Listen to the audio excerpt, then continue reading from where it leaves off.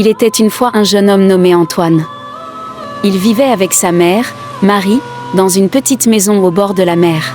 Antoine et Marie étaient très proches, et ils partageaient de nombreux moments heureux ensemble. Cependant, un jour, tout a changé.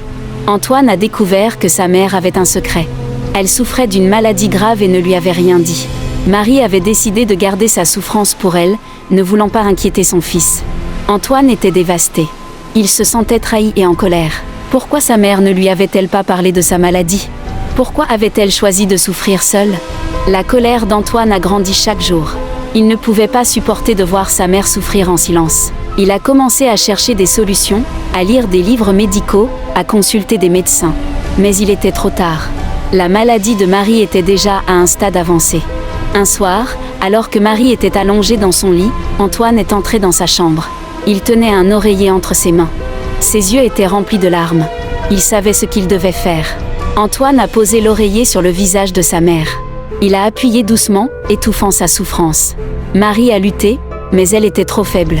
Finalement, elle a cessé de respirer.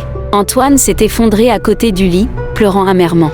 Il avait tué sa propre mère pour abréger sa souffrance. Il se sentait coupable, mais aussi soulagé. Marie ne souffrirait plus. Le lendemain, Antoine a appelé les autorités et a confessé son crime. Il a été arrêté et jugé.